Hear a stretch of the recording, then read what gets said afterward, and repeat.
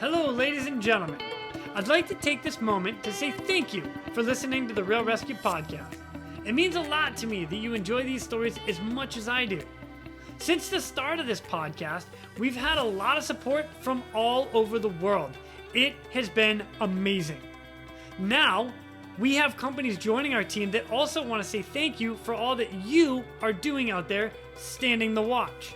These companies are offering discounts on their products as a way to support the rescue community and those tuning into the Real ResQ podcast. Just go to therealresq.com, click on sponsors, and see these incredible offers for yourself.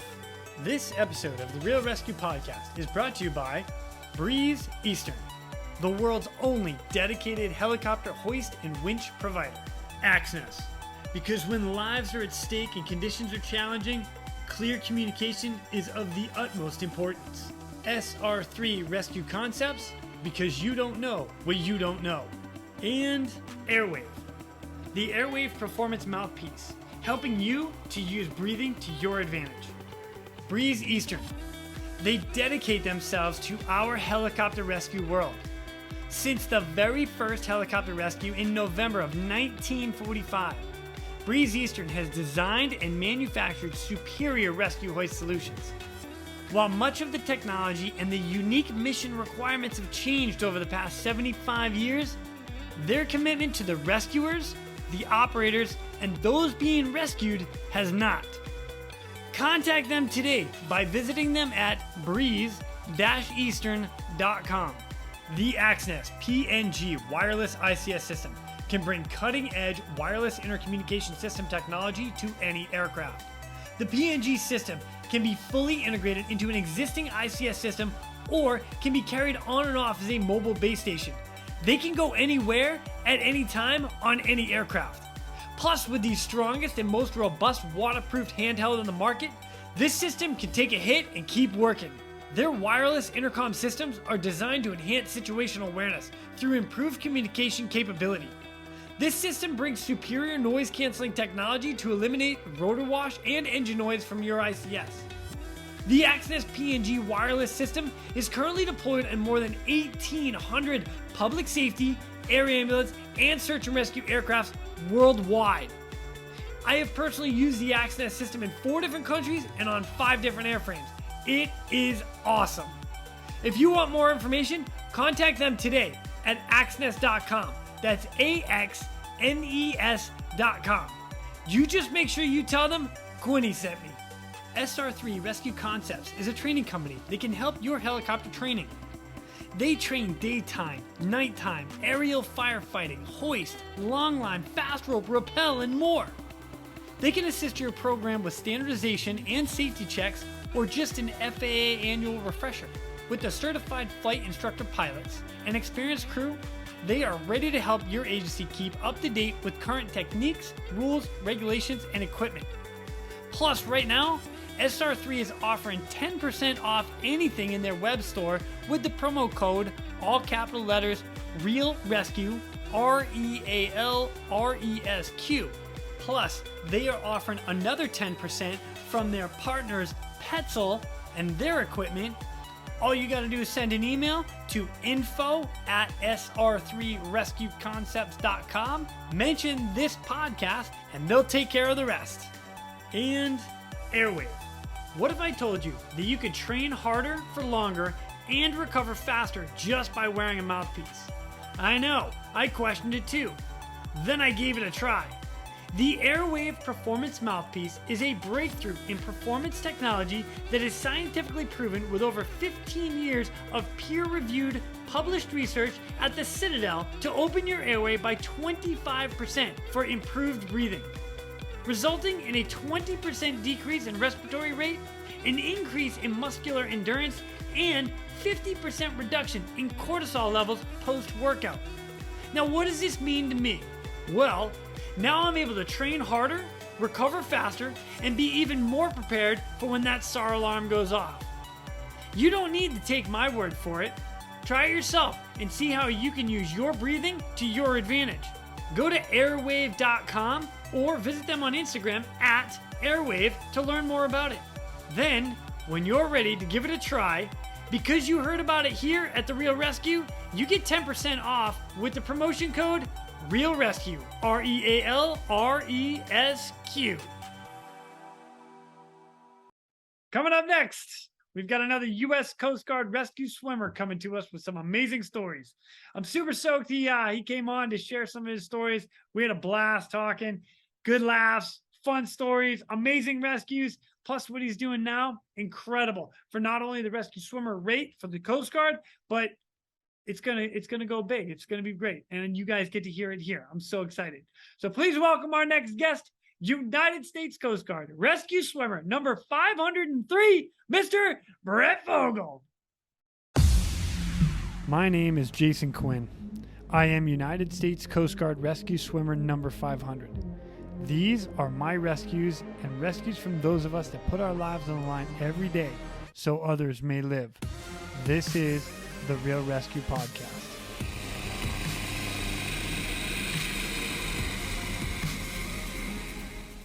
Ladies and gentlemen, welcome back to the Real ResQ Podcast. Today is another day with another brother from the United States Coast Guard rescue swimmer, like realm of guys. And this guy in particular, which I'm really stoked about, is him and I were in A school together. He just so happened was the next class behind me. So please welcome my brother, United States Coast Guard rescue swimmer number 503, Mr. Bret Fogel. What's up, brother? Hey, what's up, Quinny? How you doing, man? Dude, it's another day in paradise for me, man. It's good seeing you, man. Again. Got to fly today. Yeah, I know, right? Nice, man. I was excited. Like, it was a nice little flight, cruising offshore and having a little fun. Hoisty. Nice. Yeah. Nice. Training, it's been a while. Fun. It's been a while for me. I'm sure it has. Whatever. Just knock the dust off the fins. Let's go. Yeah, I'm ready. Put me in. Put me in, coach. Put me in. Put me in. I love it. Yeah, the last time I saw you was rescue swimmer DECERT that you and Joey put on at your gym out there in North Carolina. Yeah, man. That was a great event. Joey put this on. Make sure that's clear. He worked hard on this thing, man. I was just kind of hosting it, right? Being the local. And I happened to have a gym, so it worked out, Right. Bonus. Yeah. We're going to actually talk about that a little later, but cool. That was so fun. We had so much fun there. It was ridiculous. Yeah. I can't wait to do it again. I know it. We had almost 200 of us there, right? There's over 200 people. Yeah. With wives and kids and stuff. Yeah, man. Yeah. It blew up. It was awesome. Next one's even going to be better. We definitely started something here. I love it, cool. Man. Gosh, it's gonna be so fun. Right on. Yeah. Well, all right. Before we get into that and some of the rescues that you're about to talk about, which I'm stoked about, and so just so everybody knows, him and I were talking offline a couple of minutes ago, and I'm just laughing at him because you have like news clippings and letters that you didn't send to me. So what happened was I pulled this stuff out yesterday. Oh, of course, it's yesterday. So I started getting stuff up and jogging your memory and stuff. You're like, oh, let's talk about this one. Then I was like, oh man, all these this picture I sent you I guess it's 2 days ago, right? That's me and you in A school. That came up. I'm like, oh man, I definitely should have been looking at this before. Whatever. Well, you know what? I'm gonna have a surprise for you a little later. It's gonna be funny, but I'm gonna enjoy it. All right. Oh boy. Yeah. All right. Before we even get into that, Brett, if you don't mind, man, give us a little background about you, little history, where growing up, whatnot, what brought you to the Coast Guard, and really what brought you to being a rescue swimmer. Yeah. All right. So I grew up in the Seattle area, Washington State, just outside Seattle, and through high school and middle school, I guess, and high school and stuff, I could not pinpoint what I wanted to do, right? Nothing sounded good to me, to make money. So I was always just bummed out about it. Like every job looks like it's terrible, and so you just keep looking, keep your eyes open, keep doing that. So after high school graduation, I didn't go to college. I started working for a construction company. They were paying well. So I started digging ditches for them and stuff, and still trying to keep my eyes open, Yeah. Actually moved down to Oregon to do that. I'm kind of a free spirit type of guy, I guess, so it had to hit right. You know what I mean? For me to like go to college or go put my energy in something. So I just started making some money and working, and it was terrible. That job sucked. I knew what I didn't want to do. And then Dude, I love it already, then man. And then I went back to Seattle to visit a friend that I grew up with, and his dad was in the Coast Guard. He was in the Coast Guard. And I didn't think that was for me either. Until I went to his house and saw a pamphlet, right? He had like a recruiting pamphlet, and I'm looking through it, keeping my eyes open to everything. And one of them was a dude jumping out of a helicopter. I was like, Yes. is this a job? Yeah. And I was like, this is a job. He's like, yeah, I mean, it's hard to get in there, but he's like, people get paid to do that. I'm like, all right, well, that's what I'm doing. That was like right there. Like, all right, I don't care what it takes. This is, I'm 5'6". Like, I was 145 pounds probably. Like, I shouldn't have made it, but like I wanted it. Like, that was it. Like, this or nothing. You know what I mean? Oh, so, yeah. And so then that's when I joined. Dude, that's awesome. Well, and that's next day. Yeah. You and I are in A school together, getting our asses handed to us together. Yeah. And Yeah. That's 2 years later, because I'm sure you waited a long time to go to school. Just about, 2 years. Yeah. Yeah. And then you're in the class ahead of me. Well, yeah, and I saw you guys. You guys were monsters, dude. I was like, whatever. you, Matt Thiessen, Legis, like, dude, you guys were monsters. And dude, I was like, oh God, I don't know, man. Like, well, obviously you guys graduated 7 people out of 8. Like, that's unheard of, I'm going to give credit to our class and say we did have a strong class in A school. They started us with 8. They were expecting to lose at least 6 to like graduate 2. And yeah, we graduated 7 at the time. We were the, I don't know if it was just the ASTs or in general, but we were the biggest class to graduate, and they were not expecting that. So, dude, no, but it made sense because you guys were monsters, dude. Our best guy was like on par with your slowest guy. You know what I mean? So it was intimidating, dude. You guys were intimidating. I was like, oh, geez, what did I get myself into? You guys had, dude, Matt Thiessen, like all you guys were gnarly, man. Yeah, it was Tony awesome. Puglia, freaking Pat. Yeah, Roach. dude. Gosh. Yeah. So what I remember specifically, like with your class and my class, is the day we went just get it. It was a beat down day. And you know what? For everybody that hasn't been through that, it's just a day. It's to see what your body can take. That's what it is. They're testing your body and your mind, right? And we're doing sugar cookies, which is rolling around in the sand. You take off from the fence, you run down to the water, you touch the water, you come back up. Well, I had Paul Majesi, who was in your class, and I remember sprinting down to the water and running back and popping to attention, and then you see Paul stand up and fall straight back. Whoosh! And he just hit the sand. Ambulance comes to get him. He's on his way to the clinic. The rest of us are running to the pool. Dude. Yeah. Paul, God bless him. He's passed away since, for listeners. And he's not in this picture either because of exactly what you're talking about, right? He had to go get an ambulance and do all that stuff, but he kept passing out in A school. He kept, like, his nutrition was not good, but he was very gifted, so he didn't have to try as hard, so he didn't take it as seriously. So the nutrition part, he was just eating garbage when he came in, so he just pass out all the time and then get back up and get back at it or whatever. He's got that stupid switch. You just turn that on and just let's just go through the motions. Oh, dude, he was smiling the whole time. Like, you never see Paul upset. Awesome. Happiest guy alive. Big old beautiful smile. Totally. Yeah. Miss that boy. Oh yeah, you and me both, man. You and me both. All right. So now let's get into, you graduate school and you went down to New Orleans as your first unit, New Orleans, Louisiana. Yeah. And very first rescue that you remember. Yeah. So first rescue, you know, you're there for a while getting qualified. Back then it was pretty fast though. You got qualified quick. And yeah, I'm on duty, first duty day, because New Orleans is really busy. I'm not sure if it's still like that, but it's really busy back then. So you're getting rescues almost every duty day, it seemed like, you know. At least some kind of SAR, you know. That's awesome. Yeah, it was legit there. Like, I mean, there weren't like, you know, it was the Gulf, so it wasn't crazy, but a lot of medevacs, a lot of shrimp boats, you know, stuff like that. A lot of people lost in the marsh, you know. The Vietnamese or the shrimpers down there would, you know, they'd do drive-by shootings at each other, you know, like they would actually like shoot each other. It's What? wild, dude. It's wild. It's a wild west down there, man. It's nuts. Yeah. They would do drive-bys and they shoot each other and we go medevac them. They would stab each other. They would, yeah, they're a gnarly bunch, man. They're legit. Like, yeah, you don't, that place is no joke.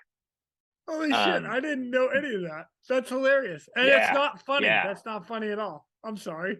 No, dude, it's wild. And yeah, it's wild though. Like, and there's not on the news. Like, I don't know if it's still like that down there, but it absolutely was just nothing on the news. Nothing. It was just its own thing. You know, New Orleans in general is crazy. You know, but out in the marsh, dude, anything goes. Wow. But yeah, so the first one was, you know, alarm goes off. I get all my gear. You know, as back when we carried quick straps and stuff, and had all my gear. Jimmy Farmer was there. I was like, dude, do I have everything? Am I ready? And he was like, you better be, you know, like, go, dude.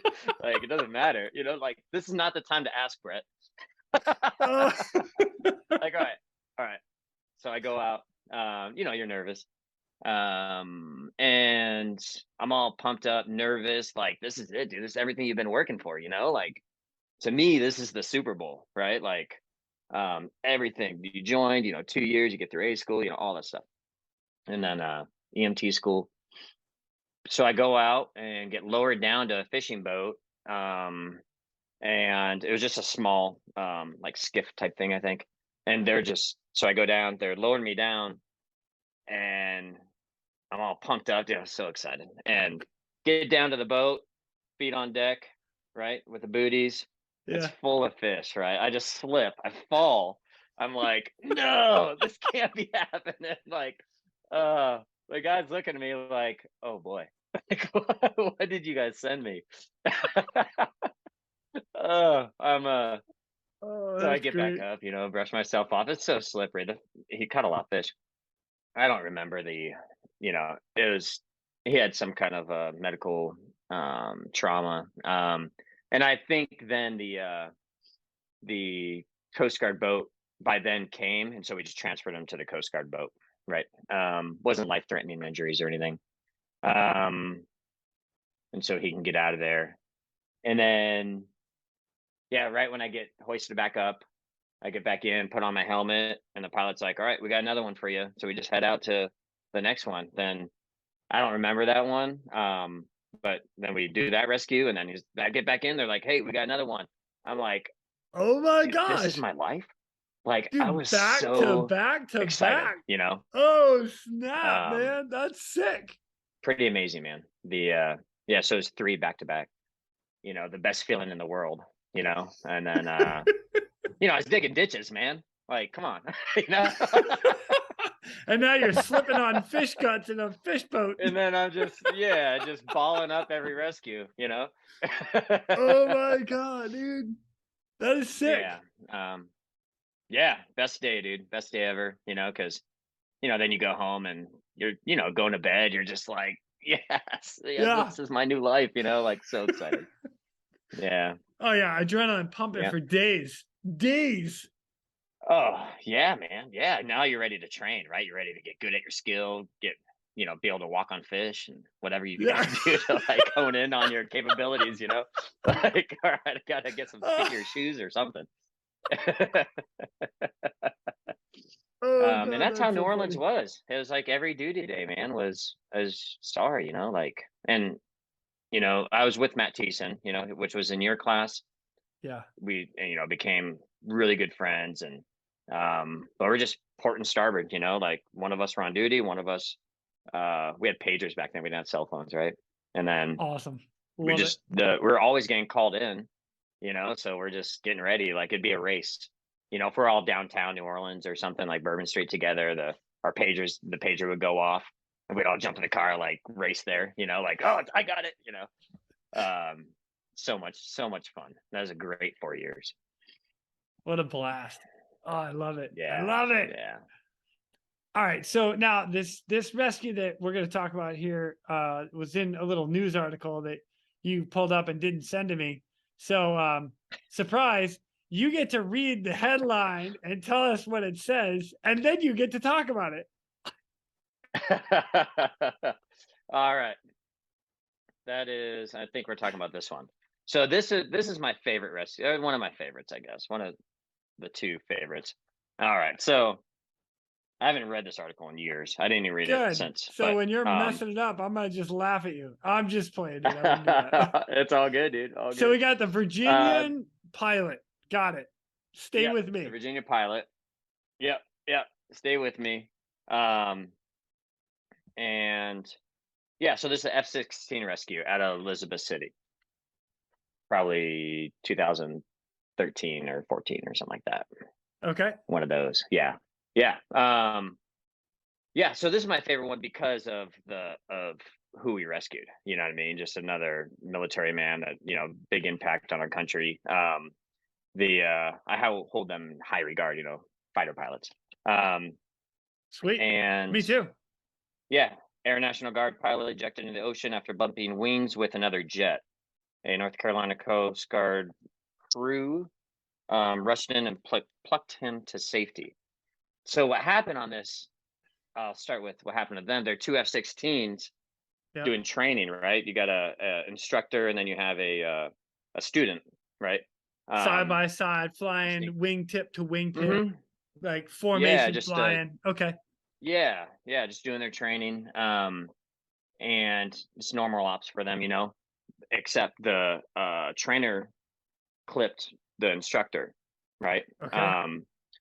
Just over Chesapeake, Virginia, about, I think it was like 50 miles offshore or something like that. And the clipped him, the instructor goes into a tailspin, right? And the trainee was fine. He stayed in the air, right? So F-16 goes down, he ejects, right? That night though, it was pitch black. There's no moon. You couldn't see anything. It was just pitch black, just one of those nights, right? And so he ejects, clips his leg on the way out. And so it just kind of skin's intact, you know, but at the knee, right? The knee is dislocated, right? Just fully. And so it's so dark out, he doesn't know what altitude he's at. He knows he's over the water, right? Parachute opens. Yeah. So he's coming down. He can't see anything. So he's just he's up there getting ready to impact the water, right? Take a breath. Okay. I held it too soon. Let it out. Oh shit, I held it too soon again. And he said he did that over and over and over again, like, because he didn't know what altitude. Yeah, right. And so pitch black, he's going down, his legs kind of hanging. I got to talk to him a lot after this.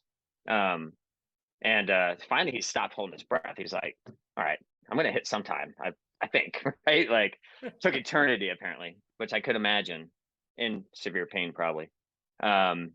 So finally he hits the water 50 miles out of Chesapeake, and his sea wars, it's pretty windy out, right?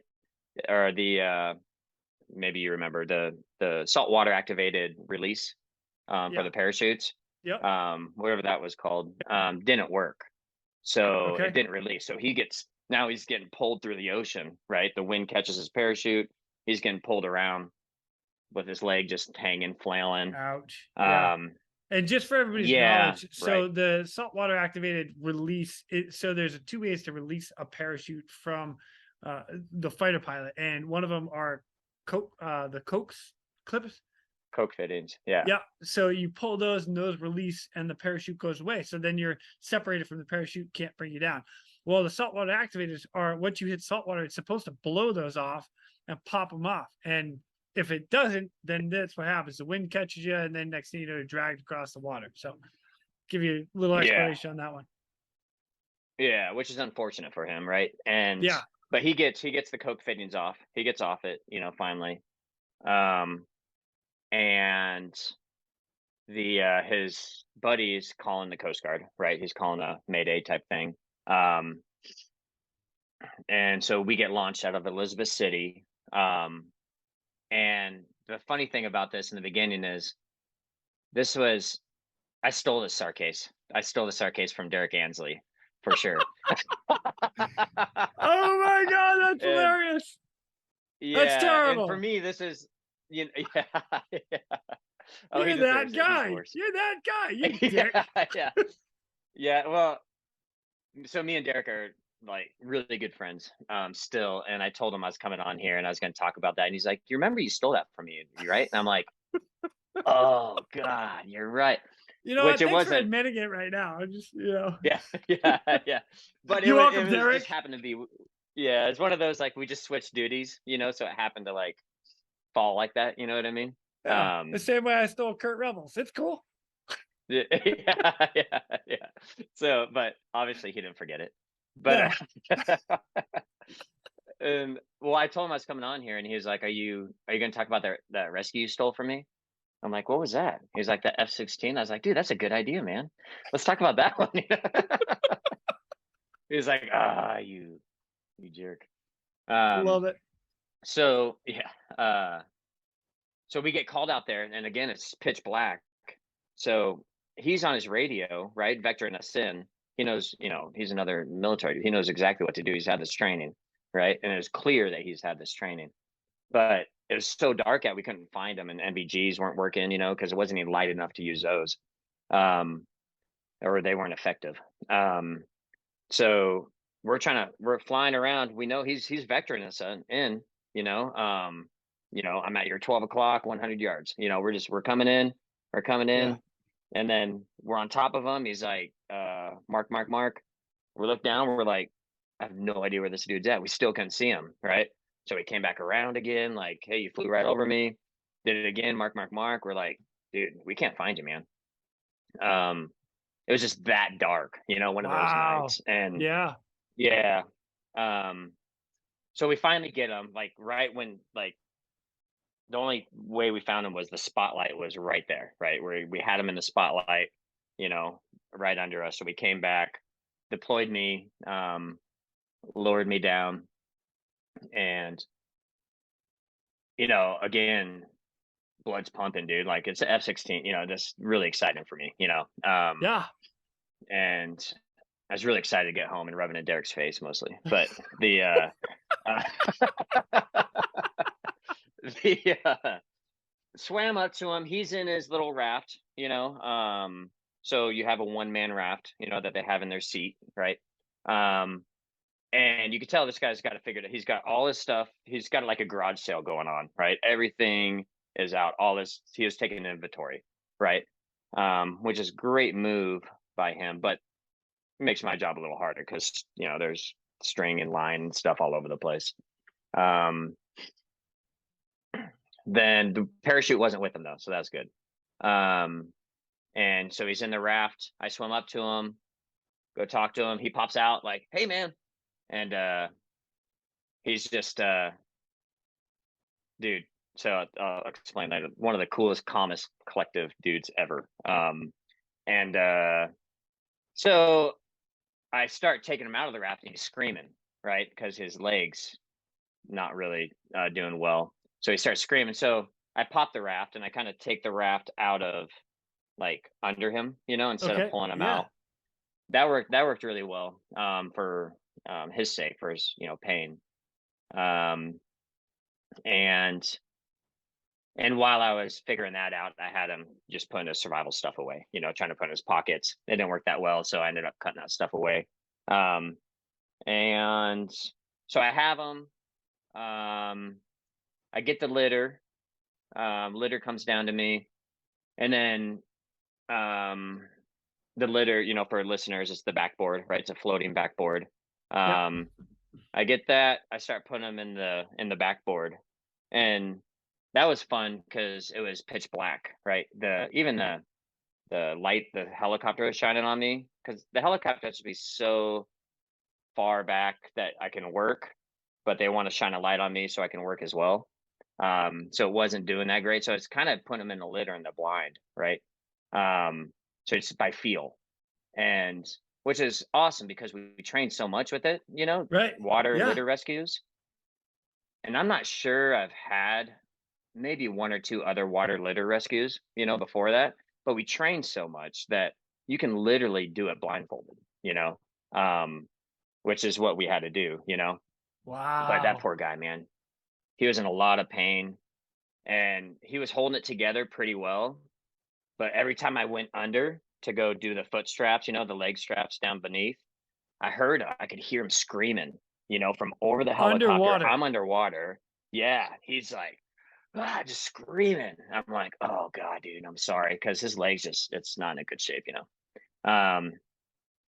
And trying to put his leg in the litter, so it's not like Yeah. hanging out and stuff. And, Oh man. that's rough on him. Yeah. And it takes a while. It took me a good amount of time to get him in there and secure and like be comfortable with it, because I just couldn't see. So it's just all feeling, like trying to make sure the nothing was crossed, like everything's tight, like um because I've never been hoisted in a litter, but I can't imagine how terrifying that is, right? Right. Right. So you need to feel secure and be nice, tightly packed it in there. Um, so we finally got him in, or I finally got him in. Get the hoist hook. He starts hoisting. Once the flight mech is pulling him in the cabin, I'm just celebrating down there, like, yeah, that was awesome, Woot like I'm woot. so Can I get a yeah, butt yeah, butt? and like training pays off, you train so much on that stuff, like, and then you finally do it like blindfolded, like for an F-16 pilot. I'm just like, yeah, dude, this is awesome. I didn't kill him, like, yes, he lived, he's gonna live. He lived through an F-16 crash. I'm like, don't screw this up, man. Yeah. Right. Like not now. Um, so he gets pulled in, and the helicopter, after I'm done celebrating, pat myself on the back, whatever. They pick me up. And I'm not sure if all helicopters or rescue units do this, but for us, we come in backwards, um, in the door, right? So they're pulling me in the door.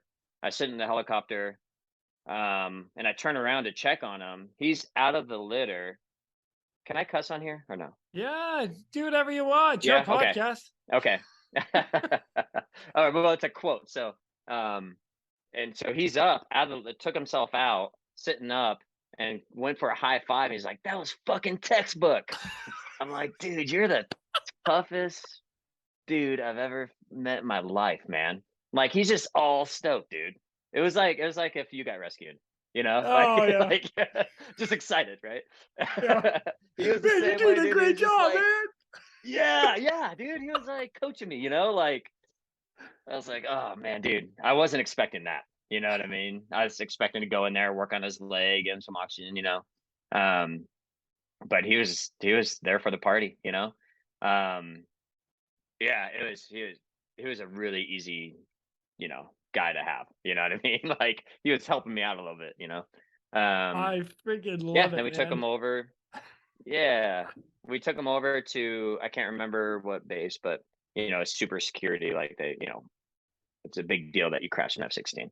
Yeah, Um, you think? Yeah, that's not yeah, your yeah, plane. That's a government's plane. yeah, yeah. Dude, and then a year later, his girlfriend threw him a party up in Washington D.C. It was like you're alive, like a celebration of his life, for the year anniversary of it. So we got to go up there as a crew and just had a big old party, man. It was like us, a bunch of fighter pilots, a lot of Secret Service guys. Um, What? Oh, that's yeah, badass, dude, man. yeah, That's awesome. dude, yeah, it was so fun, man. Got to meet his mom, flew in from Phoenix. Um, and she's just in tears. She was literally like, we're like hugging all night. Like she was just had me by the arm, or just she's I brought my wife, but she was also my date. Like we were just like, she was so happy and so appreciative and so like, because she's a mom, So it was really Yeah. cool, really meaningful. We got to party together, got to have fun. They made a big old Coast Guard cake, with a helicopter on it, and like it was Love really it. neat. Yeah, it was a lot of fun. Yeah, so that's I think one of my favorite for sure. That's an amazing story. Freaking Yeah, dude, I it was love good. it. Yeah, man, that's a lot of fun. Yeah, Yeah. so they got the news article that my kids could read it one day or whatever. Pretty neat. That's awesome. Thank you so much for sharing that. Yeah, Love it. yeah, Love a good survivor. yeah, Yeah, for everybody out there that's gonna get yeah. picked up, be a good survivor, okay? Man, he Just had saying. his stuff together for sure. Yeah, Oh, he did, that's and great. he was, in shock or whatever, or he's the toughest dude on the planet. Either Yeah, way, it's pretty freaking badass. pretty cool. Yeah, and super cool guy too. We got to party and we kept in touch, for a couple years after that. And pretty neat. Sweet. Yeah, man. All right, well, I'm gonna go on to the next one now that you're done with that, and Yeah. we get to embrace, or we get to talk about an air medal that you earned for Hurricane Katrina. Now, I All was right. not down there at Hurricane Katrina. I've mentioned that a couple times, but you guys that went down, my gosh, you guys, everybody that's come on here and talked about Katrina has such a different story. So, like, it's Yeah. one of those weird, cool things. You're like, oh yeah, it was Hurricane Katrina, but not every story, not one story has been the same. Not one. Yeah. So everybody has had Yeah. such a different aspect. Now, don't get me wrong. Everybody was pulling people off rooftops and out of windows and stuff. Sure. And I get that, but everybody had their own unique experience. So what I'm going to do is I'm going to read this and then we'll get kind of a rundown and just kind of go through some of your memories out of this event of Hurricane Katrina. And then we'll go from there. All right. Cool. Yeah. Sounds good. All right, here we go. Citation to accompany the award of the Air Medal to AST-3 Bret A. Fogel, United States Coast Guard. Pastor Fogle is cited for meritorious achievement in aerial flight from 27 August 2005 to 3 September 2005 while serving as rescue swimmer aboard Coast Guard 860 helicopters during Hurricane Katrina rescue operations. Throughout flight operations from Naval Air Station Key West, Florida to New Orleans, Louisiana, Pastor Fogle demonstrated exceptional aeronautical skills, hoisting 67 survivors from sinking vessels, balconies, and rooftops, with over 26 flight hours in both day and night operations among numerous obstacles. On 27 August, Pastor Fogel's crew flew through hurricane-force winds, extreme low clouds, and less than 1 mile visibility to assist a lone fisherman aboard the disabled fishing vessel Maria Rita, adrift in the path of Hurricane Katrina. Pastor Fogle overcame unpredictable wind gusts and violent turbulence to rescue the survivor, who was rapidly recovered and flown to Naval Air Station Key West, Florida, for medical evaluation. After recovering his life-saving mission, Pastor Fogle was assigned as rescue swimmer aboard 6038, tasked with search and rescue operations in New Orleans. Testing the limits of his skills and endurance, Pastor Fogle completed numerous day and night hoists in an urban operated area overwhelmed by floodwaters and filled with flight hazards, including an unprecedented amount of conflicting air traffic. On the evening of 01 September, Pastor Fogle conducted countless rescue deployments around and through numerous obstructions to recover 45 distraught survivors, including young mothers with infants, patients from a children's hospital, and several elderly and obese evacuees requiring special assistance. The hoists were further complicated by nearby structural fires that filled the air with smoke and ash, reducing the visibility for the entire crew. While heroically responding to the most devastating storm to strike the Northern Gulf in recent history, Pastor Fogle's actions and aeronautical skills were instrumental in saving 67 lives. His courage, judgment, and devotion to duty are most heartily committed in keeping with the highest traditions of the United States Coast Guard. Yeah, Bret, what's up? You. Dude, I love reading that stuff, man, because it's just it's awesome, but it doesn't do it justice. So go, man. Well, how did Yeah. Hurricane Katrina happen with you? So for me, it was I'll start from the beginning. I was stationed in Clearwater, but I just left New Orleans, so I knew the area really well. And the bayous, the channels, the all that stuff. So I was basically going home, right? So the hurricane came up the Gulf, and I got called out while it's still in the Gulf for a boat out in the hurricane, right? Yep.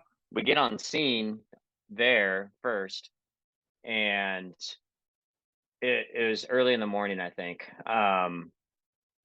And I was the backup crew. So there's already a helicopter on scene, right? Casey Bolton and oh man, trying to think of the Rob. I'm drawing a blank, but was a flight mech. But it was the gnarliest thing, and still in my life I've ever seen. The best performance I've ever seen, right? These waves, they're 60-foot waves, right? It was Shit. incredible. Yeah, it was incredible, dude. And there's a 30-foot vessel, and it looked like a toy, right? Just it looks so small, just trying to ride these waves going all the way up, right? And so they're on scene. We're kind of flying back just to back up them if they need anything, right? They're hoist Casey down, and they nail it, dude. And when they first started hoisting, I'm like, there's no way. Like, there's no way you're gonna get them on that boat, right? And that's why I'm ready. I'm like, all right, I'm here. I'm ready to go. Dude, they nail it first try. Rob Kane, dude, and I don't know who the pilots were, but they were incredible, dude. That stuff's hard, right? Yeah. Like, yeah. And to do it in that magnitude was pretty impressive, man. They got him down, they hoisted the dude, and we all go home, right? And then we're kind of following the storm up a little bit, I got to do a rescue. It was a little bit outside, more, so it wasn't like that though. Maybe 20 foot, 25, 30 maybe, right? Yeah. Think about what you just said there, direct. dude. 20, 25, 30-foot waves. Yeah. Yeah. Yeah.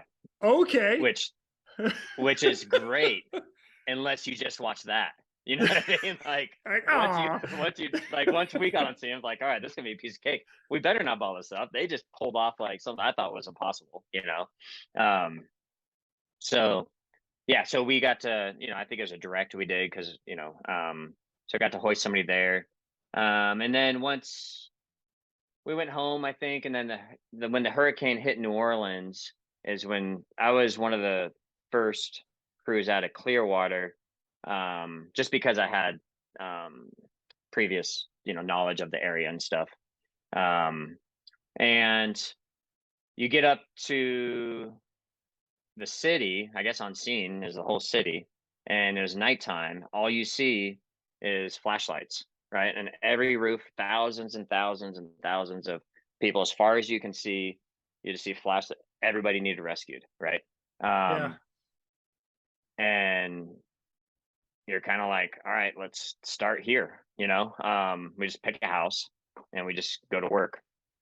Get down there, they're in their attics, they're flooded up to their attics, the town I was in, which I think was like the West Bank area. And flooded up to the attics. So they're all in their attics, right? And they're, some of them had water, some of them had food, some of them didn't, some of them were old, some were in wheelchairs, some were, so you hoisted who you could, right? And then you just they pick you up, and then you go to the next house, hoist who you can, go to the next house and just work. And you're getting lowered down each time. You're just watching all the New Orleans boys just work, and they've been working for a while. You know what I mean? Yeah. Just watching your friends doing rescues, it was incredibly sad, right? The devastation of it, the situation these people are in. and a lot of them were kind of more inner city. There's, it's right in the city, and people were wondering like, why didn't they leave? It's like you when you're in that position, you can't leave on every hurricane that comes because nothing's hit them. A lot of these people don't have cars, or they can't afford hotels up in wherever they evacuate to. So for Right. every hurricane to come, you grew up your whole life and this never happens, right? So you're just used to hunkering down, and that becomes the norm, right? But New Orleans is in a little bowl. Um, there was no question on what would happen if hurricane hit. It's we just kind of cross fingers, like hope this doesn't Right. happen. But yeah, so we're just doing that all night, just pulling people up, going to hospitals, medevacing people, um, going to get gas, going back. Whenever we got gas, went to New Orleans, Air Station New Orleans for fuel. And the those guys are just worked, man. Those guys are Yeah.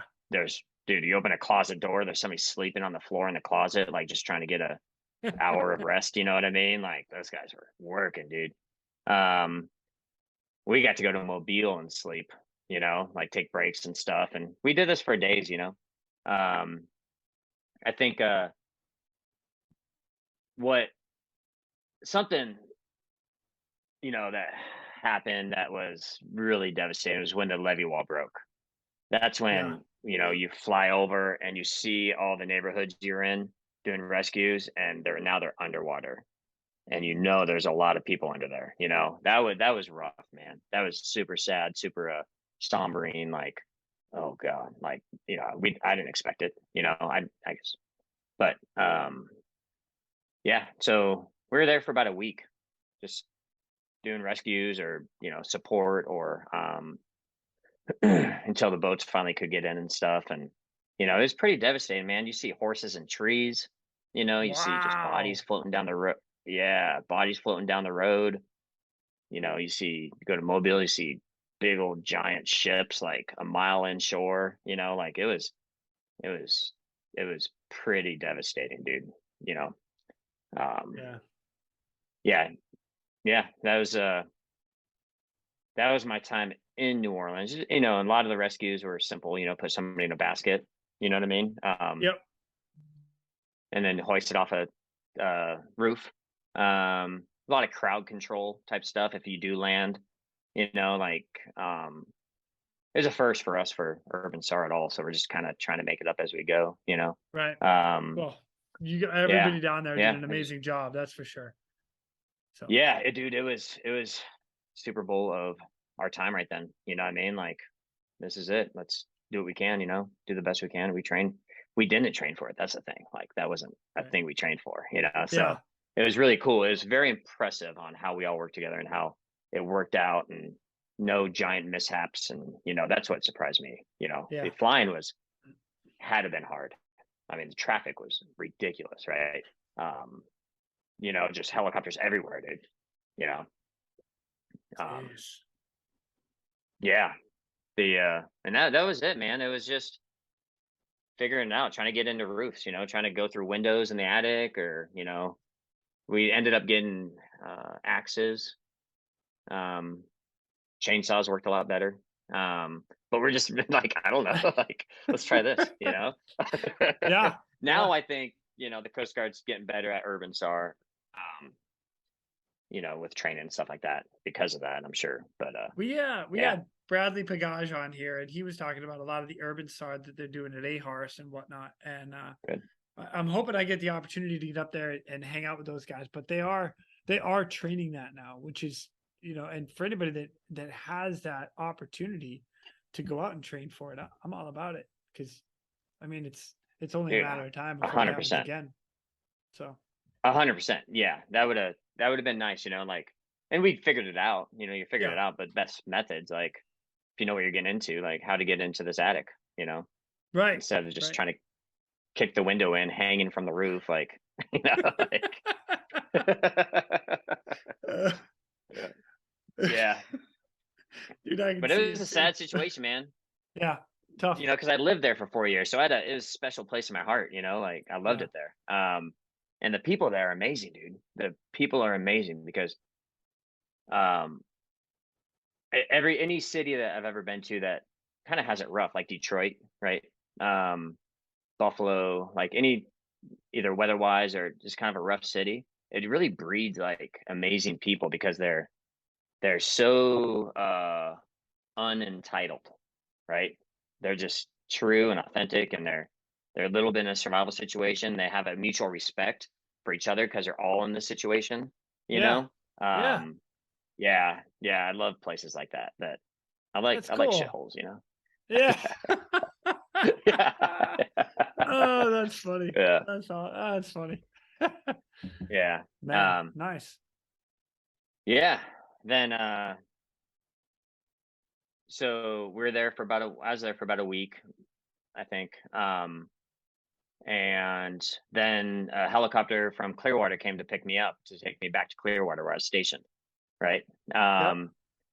And picked us up from Air Station New Orleans, me and Keola Marfel. Um, Oh, nice. Kiola. I yeah, love the guy.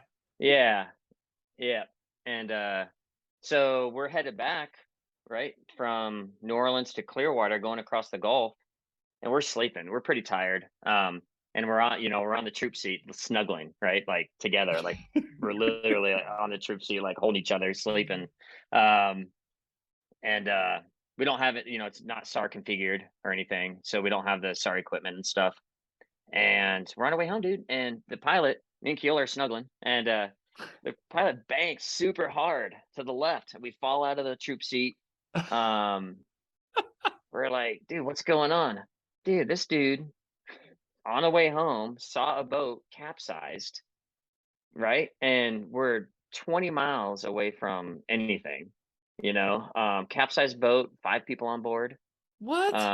And yeah, yeah, just flying home from Katrina. It was wild, man. And so, they come on the radios like, so hey guys, we're just gonna check this out. So what these people did is they took their fishing pole, tied it to the boat, and hung an orange shirt off the fishing pole, and that's what the pilot spotted. No way. And Oh, yeah, that's crazy. yeah, dude. Um, and so he radios back like, yeah, he's like, it looks like we have a capsized boat. Looks like 4 or 5 people. Are we able to do this? Without SAR gear or anything? And of course, me and Killer are like, yeah, yeah, whatever you want, like, absolutely. I'll do whatever you want. Just put me in, coach. Yeah, I'll go freaking get him. yeah, Let's go. yeah. Just put me in, You man. see this? I Yeah, got we'll get one them. gun and 2 guns. I'll wrap those suckers up. Let's go. And so me and Keola I don't know, man. We didn't really talk much. We're just like, all right, I'll go down. I swam to the survivor, right? They lowered me down. I swam, got off the hook, swam to the boat, talked to them a little bit, like, what are you guys doing out here? Um, like, what's going on? Like, so I was sleeping. Like, so I'm thinking, like, this could be a dream.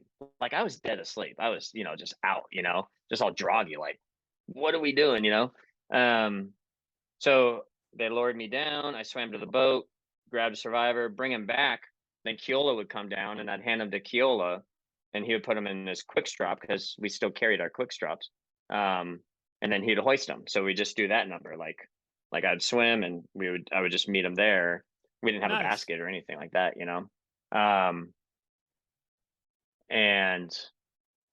but we had our fins and stuff, so it was fine. I don't remember what I was wearing, if I got into a wetsuit or not, or if I just stayed in the flight suit. I don't remember. Then, yeah, so we did that. I think it was 5 survivors, I believe. Did that 5 times, brought them home, and then, so they threw us a party too. So we got to party. Hell yeah. So, yeah. Actually, all right. That's So why these are my favorite. I gotta throw you under the bus with this one too, because you got a letter Yeah. from them. Is that? Yeah, yeah. So, yep, I have a letter here. So they made this whole letter, right? This whole thing. So they're Elks Lodge members, right? Oh, And nice. so this Okay. is Oh, a well, thank you thanks card to from all of you. Aw, yeah, buddy.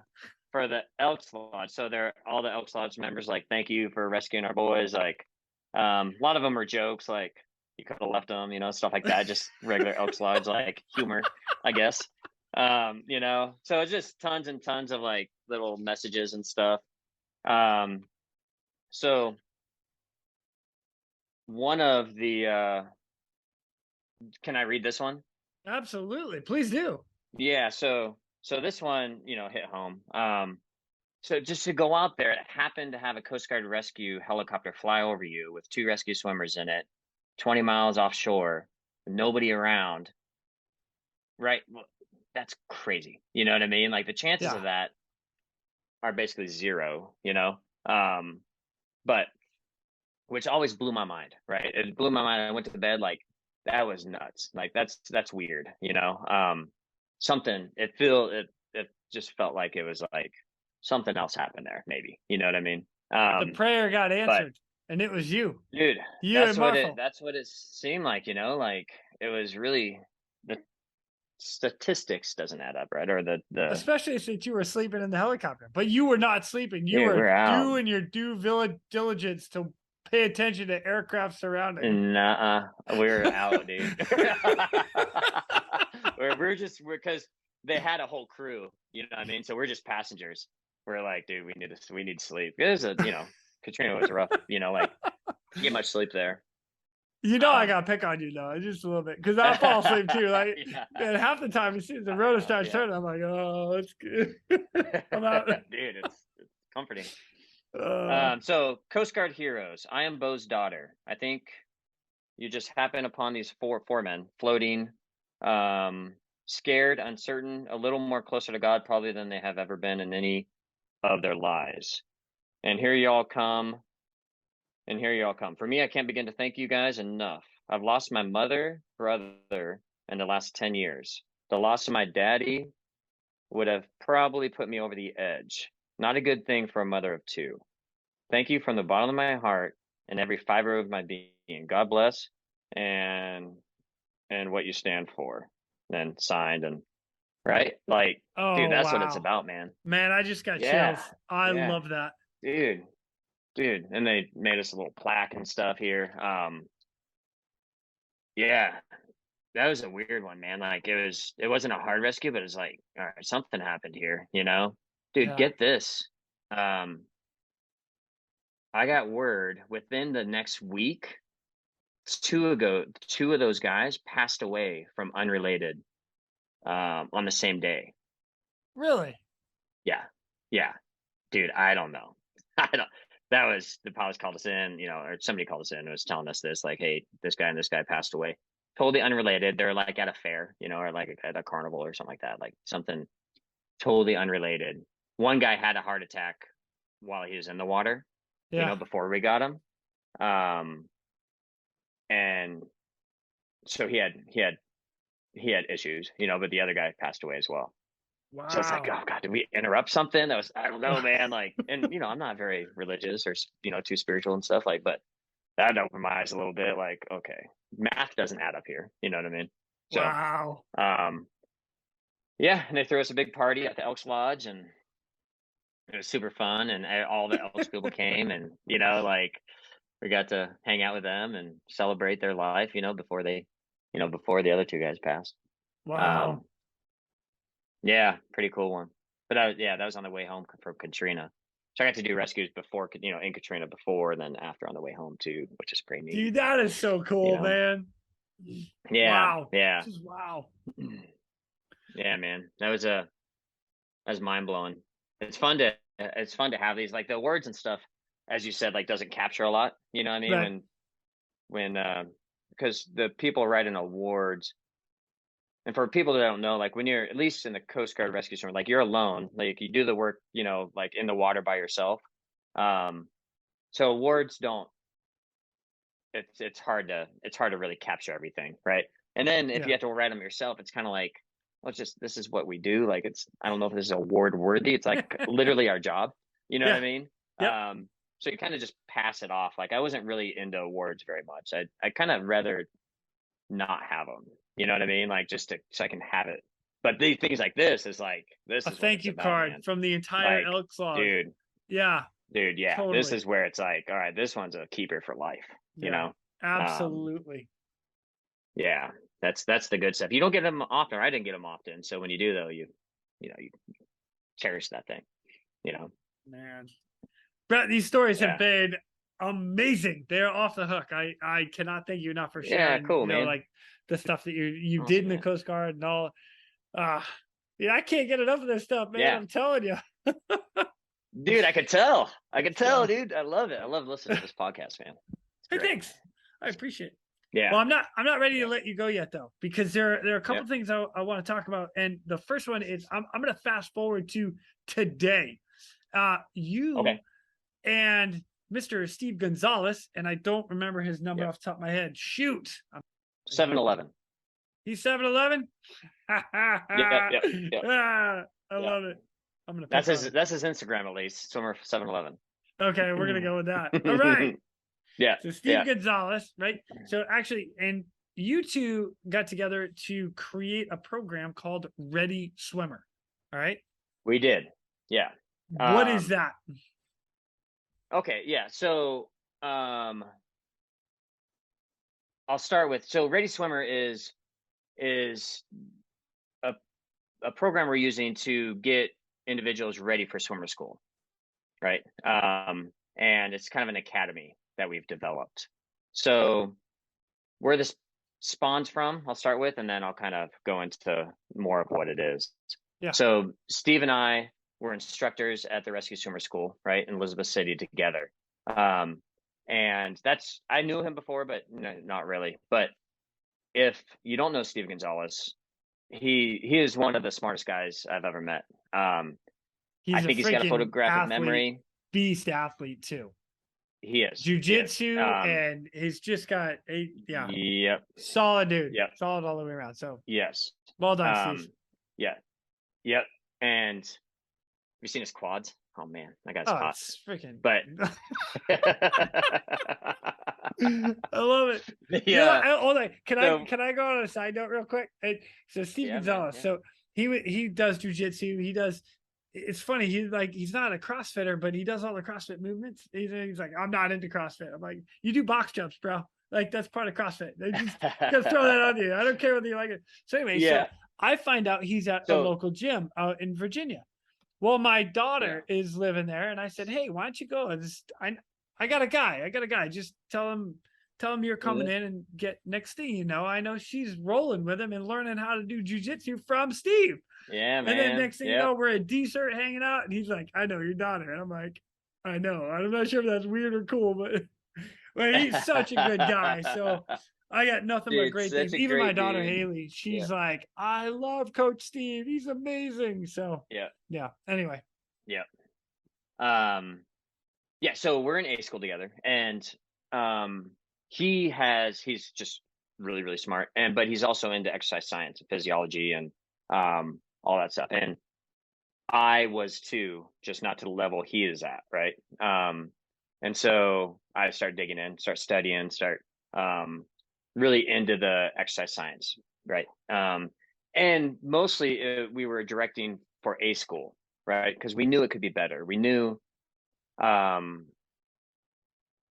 that these men and women are candidates. The way to treat them and the way to go about this is treat them like athletes. We don't have to reinvent the wheel.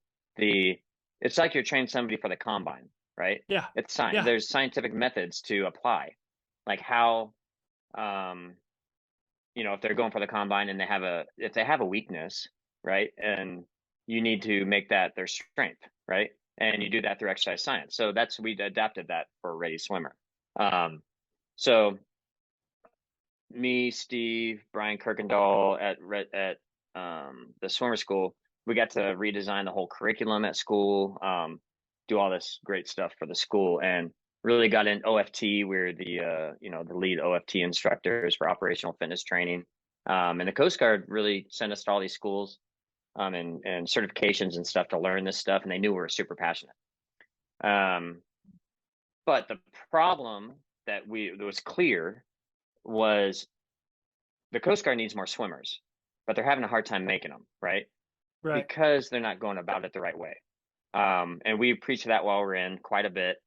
And a lot of people agree, but to make change is pretty tough in a big organization. And the problem is we were getting candidates that just weren't prepared. It didn't mean they couldn't make it through school. They just didn't prepare properly, right? And Okay. they could want it, and they could be great swimmers. They just didn't know what to do or how to train, right? And what to train for, right? So that's where we're coming in now. Is it was a lack of preparation, is what it was. Either their fault or not. It just wasn't. They weren't set up for success. I do know that. So instead of throwing more candidates in rescue swimmer school, we believe the idea is throw highly qualified candidates in rescue swimmer school, right? Oh yeah. And so we took that thought and using exercise science and physiology and all that stuff to get these people there. So I've been working on this for about 2 years. I brought Steve on about a year ago, kind of beta testing how this could work, right?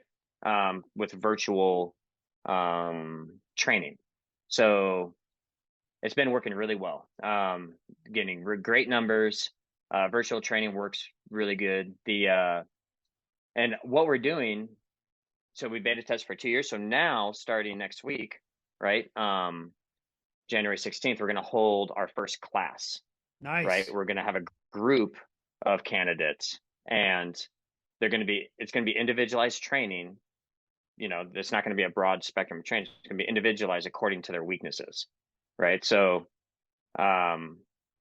with Steve's really, really good at programming, and if these guys and girls put in effort, there's a very high likely chance that they're going to succeed at this, right? Yeah. If all we do is train them like athletes. And so we're starting on the 16th next Monday. We'll have a class, and we have lessons involved in the class. It's 12 weeks long. We have lessons every week. We're going to have Zoom calls, get together, kind of manifest this group of people that want to have the same goals, right? So they can use each other as well. And just cut out all the BS of how to train for school. There's a science behind it. And to get, let's say you don't have lower body strength, right? Lower body strength is lagging. You're probably not going to be able to fin very well. You know what I mean? So the way to fin well is not just to go fin, right? We got to work quad strength, hamstring strength, glute strength, most of all, core strength, stuff like that. So a lot of that can be done in a gym, right? And then we apply it into the pool. And so for finning, that backstroke of the fin, when your fin goes back, that's a hip extension. That's glutes, right? That's glute training. Yeah. So we get your glutes super strong, your hip flexors, your quads super strong, your core super strong. You're going to be finning better. Then we're also going to pool and fin, obviously. And same with pull-ups, same with push-ups, same with stuff. Like, to get good at pull-ups, you could do a bunch of pull-ups. That helps. But what if we work lat strength, right? And bicep strength, bicep strength. And then that's the exercise science part of this. And then we work energy systems. Let's say you can't run a mile and a half very quickly. We just use what athletic trainers use, right? Or strength conditioning coaches use, a program to get you fast, right? So we're doing quarter mile sprints, with proper rest. We're doing 100-meter sprints with proper rest. We're, designing these programs for them to give them the best chance of succeeding in A school. That helps our brothers and sisters that are struggling right now. They're incredibly low on members. They need more people in. So I think we can fill a void there. Sending qualified students to A school. Now, the grit part of it. Let me ask something real quick. Is who is your clientele right now that you're sending to school? Are they people that are in the Coast Guard currently, or civilians as well? Well, either one. Oh, nice. It's okay. It's up to them. Yeah. Anybody that wants to do it. The prerequisite that we have, and we do an interview before they can come in, is you have to want it, right? And if it's kind of like something they're going to try out, you know what I mean? They're not a good candidate. I don't care if they can't do one pull-up right now, that we can get them there to do pull-ups and put strength and stuff, right? It's not a physical thing. They just need more time. You know what I mean? But you have to want it. You have to be able to go through all the hoops and all the stuff you got to get through just to get to A school. Then once you're there, you need something talking you out of quitting, right? Oh, Because yeah. you're gonna think about quitting, like, like it's Oh, hard. yeah, we all do it at one point or another. Yeah, and you gotta, you're waking up in the morning, you're super sore, you're barely able to walk, and you're going to the grinder. You know what I mean? Yeah. Something's got to get you to that grinder, right? And that's not going to be us. That's going to be what's in their head. You know what I mean? Right. And that's not something it's not a guarantee that they're going to get through A school, but we can guarantee that your numbers are going to be much higher, right? And then A school is going to be a little bit easier, so you have a better chance of getting through it. So as far as candidates go, you could be in, you could be out. You could be waiting for school right now in the Coast Guard. I think either way, what I recommend people is start as early as possible, right? Start the training. If you're thinking about, you might not go for 2 years, look at that as a bonus. Like, that's great. We got 2 years to train. Yeah. You know what I mean? We'll get strong. 2 years to get fast, stronger, we'll get water faster. confidence. Yeah. Yeah. Mm-hmm. I'm Get all good about at it. underwaters. Yeah. Get good at finning. You could be a rock star finner in 2 years. You gotta buddy toe those instructors, man. Some of those guys are like Brian Kirkendall. You know what I mean? Yeah. Like, Yeah. he's a hard boy dude. He's a big muscly dude too, right? Like, yeah, sinks like a rock. Stuff doesn't float very well. Yeah. Yep. Yeah, man. So yeah, that's what we're doing now. We're gonna start it next week. Like I said, we've been working on it for a couple years now, just beta testing, make sure it works. We had no doubt, just make sure the systems and everything are lined up, and cool. Yeah, man, super excited about it. All right, so I got another question. Is that can I do it? Yeah. Can I sign up? Yeah, you can sign up if you want. All right. I mean, it's not tailored. It's not. Yeah, dude, it's not tailored for you. And what do you mean it's not tailored for me? That's bullshit. What the hell? Well, we do have. So this is the start. This is just the start, Quinn. Oh, okay. We want to fill this problem, right? I know what you're saying, dude. I feel like it's a big problem, but we do also want to dabble with current rescue swimmers, right? And that's programming. So we'd like to, after we get this started, is to start programming for people that are currently rescue swimming. So you just follow the program, right? You have an app that would pop up on your phone, what to do that day. And that would be tailored towards programming for training for your job, right? Nice. And then I'd like to also get into post rescue swimmer as well. Retired people, where we can throttle it back a little bit. We don't have to have the same standards, but we want to be healthy. We want to be mobile. We want to be able to move well. We don't want chronic pain, all that stuff. So we'd like to dabble in that too. Just kind of help the whole brother and sisterhood, Hell yeah. Yeah. Man, yeah, man. So I can do it. Okay. So it is tailored for me. That's cool too. Yes. Well, dude, if you ever want, I already so I own a gym in Asheville, right? I program. Dude, I'll right. If you want programming, I have it already. Done. I'll give you programs every day. Yeah. Hey, thanks, man. Yeah, man. Yeah, just sign you right up into it, because I program for the gym now. It's awesome. I love it. How does everybody get in touch with you? So there's a few ways. Bret, BRET with 1 T, at readyswimmer.com is my email. Readyswimmer.com is our website. You can contact us in there. Our Instagram, you can go to our Instagram. And that's Ready Swimmer, at Ready Swimmer. What else? I think that's probably good, right? That's enough. Perfect. Yeah. And I'll make sure I have these on our social media and whatnot. So it'll all be in the description of the episode. So yeah, if anybody's looking for, they're like, oh, yeah, I don't even have to look that far. Go right to the episode, click the link, boom, done. Yeah. And if basically what they do is they'll reach out, we'll schedule a phone call, and we'll kind of interview a little bit, just chat a little bit, see what they're looking for, make sure it fits correctly. Man, sick. I love it. Right on. Yeah, man. Yeah. Well, I'm glad you guys are doing really that. Excited about it. It's definitely needed across, not just Coast Guard swimmers too. Like, there are a lot of people that need, like, the rescue community needs it. They really do. So. Yeah. And Yeah. So if anybody else like wants to contact us about what you're talking about there, about the rescue community, I don't know what people need, you know what I mean? But if people want to reach out by any means, Yeah. you know, and tell me the needs, tell me and Steve the needs of what other people need in other areas or countries or whatever, that we can, you know, add a program for that. If it's needed, we can absolutely fill that void. Yeah. But you know, I Yeah, think man. back to Jody actually talks about it when she came on here, because she was training for like 2 years prior to going to swimmer school, you know, and Yeah. busting her ass to do it. To know that there's a program Yeah. like this that somebody's helping me out with already, just saying, hey, this is where we can help in your weakness, man. I'm all about it, man. Good job, dude. That's good. Yeah. Thanks, man. Thanks. Yeah, We're for excited. It's sure. working well so far. So really excited Good. about this first class. Yeah. Yeah, man. So you'll have to keep me posted, because I'll be curious as to how it goes too. So I will. yeah. Yeah, for sure. Yeah, and then if we're gonna Yep. put a little discount code on here as well, right? Yes, we are. So let's see. If you go to Cool, man. therealresq.com and you let those guys know that you heard it here, hey, get a Yeah. little discount. Just Get a saying. little We're not discount. going to tell you what it is. Yeah, man. Because that way you have to like actually reach out and find out what it is. There you go. There you I go. like it. Two things before I let you go though. So first, we had a badass rescue swimmer like reunion, which we call DECERT, which was kind Yeah. of a funny name. And then the last thing I'll ask you after that is that like my advice to pass on. So let's start with DECERT real quick. Are we doing that again? Cool, Or yeah. what?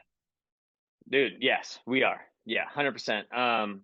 So I'll tell you the background about DCERT real quick. It's pretty funny. The how this came about, and just so people know, DCERT was a reunion, right, for Coast Guard helicopter rescue swimmers.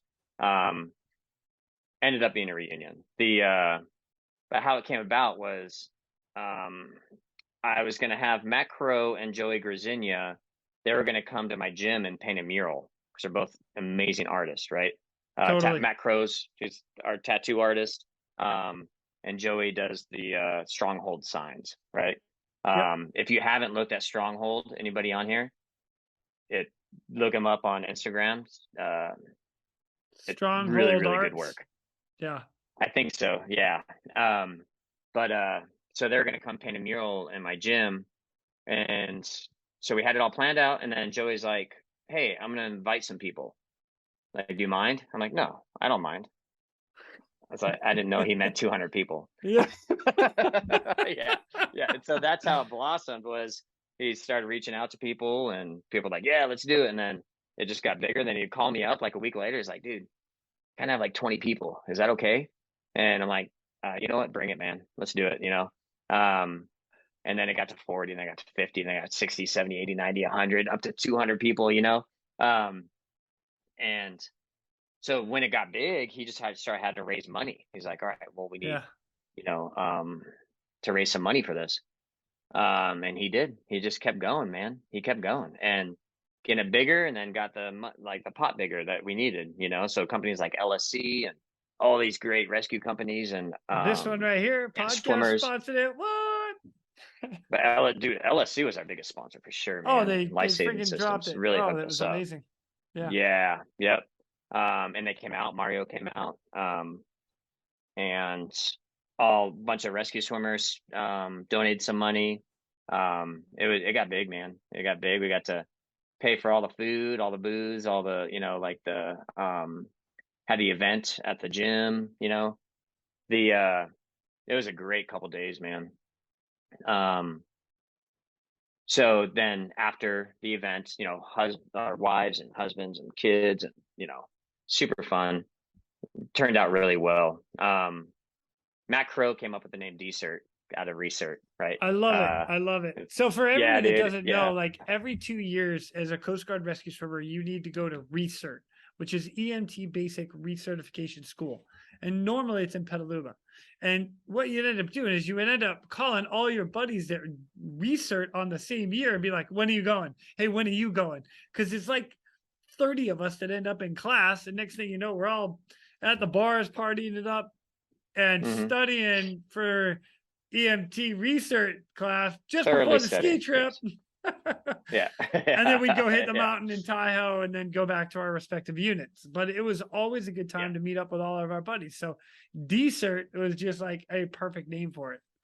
Loved it. Yeah, yeah, just decompress, and we wanted it away from the Coast Guard, the big Coast Guard. Wanted somewhere where there's neutral ground where, everybody could just exhale, and Yeah. not worry about anything, and just knew we all had each other's back and no worries at all. And it worked out really well, and we had a lot of fun, and it was good. I think we're gonna do it again. We're talking about every 3 years right Nice. now. We're looking for places to do it. We talked about trying to get on the West Coast this time, so those guys can participate a little more, maybe coming back and forth kind of thing. So if anybody listens to this and has, a place where we can host, have it like to host it, we're looking right now. Okay. Trying to come up with ideas. And should be 3 years, from when we had it. We're thinking 3 years is a good time. Like not too, it can't be very often. It'll kind of get diluted, but 3-year Right. reunions seem pretty appropriate. The feedback we got was the biggest thing.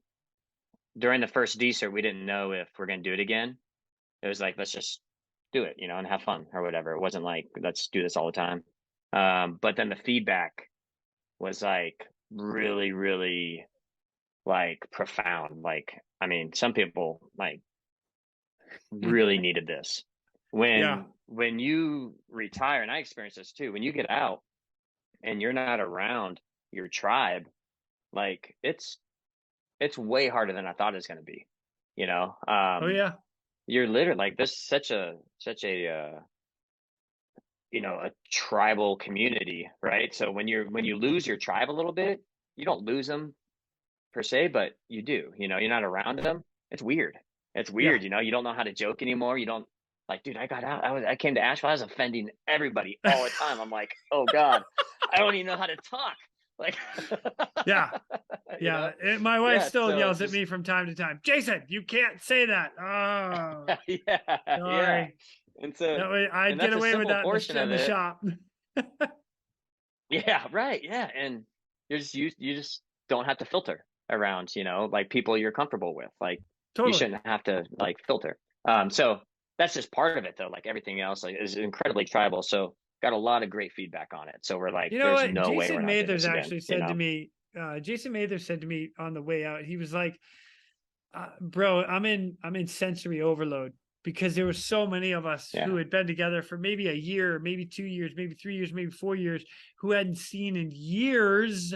Like, but you Yeah. have such a tight bond with from the times you were in at the units you were at. And oh, it was awesome. Dude, I Yeah. loved it. And so if I we had can such a do blast. this yeah, man, if we could do it every couple years, then that'll start sensory overload will start going down. And now this just you're used to seeing your brothers and sisters every couple years. You know what I Yeah. mean? So you just lift off from there, and like instead of 20 years later, you know what I mean? Yeah, exactly. Yeah.